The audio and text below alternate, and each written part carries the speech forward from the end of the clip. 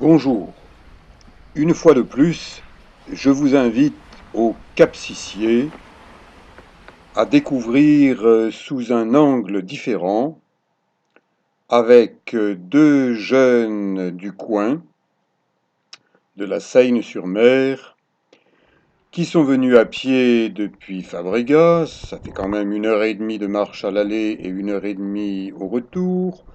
Tout ça pour sauter depuis de hauts rochers dans la mer, pour se faire plaisir en étant sportifs d'un jour et, j'espère pour eux, sportifs toujours.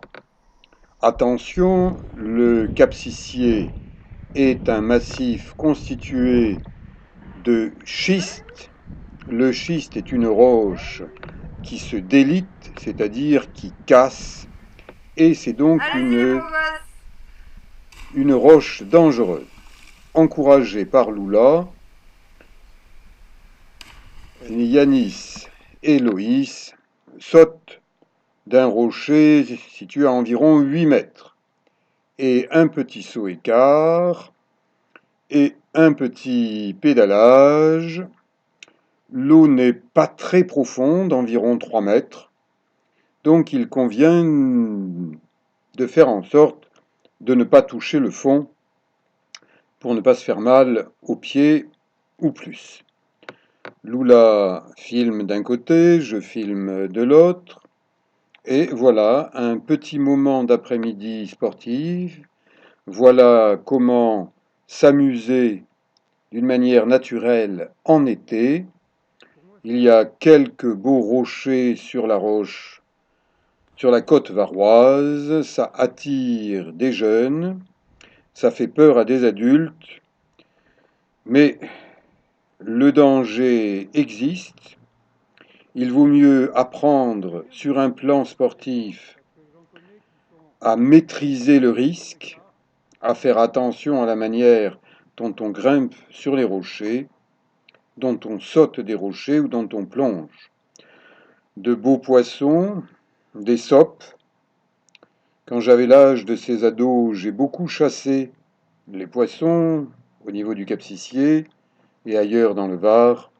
Maintenant, je me contente de les observer, de les photographier, de les filmer. Et Lula rigole un bon coup. Elle aussi a sauté. Allez, encore un saut. Écart et rapproché. J'ai vu une fois un adulte qui a voulu imiter des jeunes. Il a fait un saut écart, mais il n'a pas rapproché les jambes. À l'arrivée, il y a quelque chose qui lui est remonté d'entre les jambes jusque du côté de la gorge et il n'a pas ressauté. Ces jeunes montent et descendent, sautent à répétition.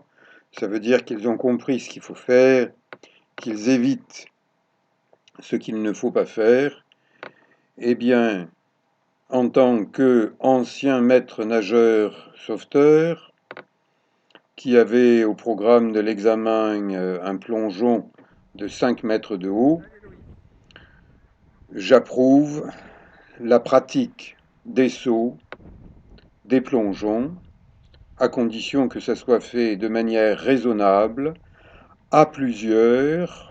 Au cas où il se passerait quelque chose, il faut que l'un puisse aider l'autre. Et ça aussi, ça fait partie du jeu, de la sécurité, de l'apprentissage de la vie.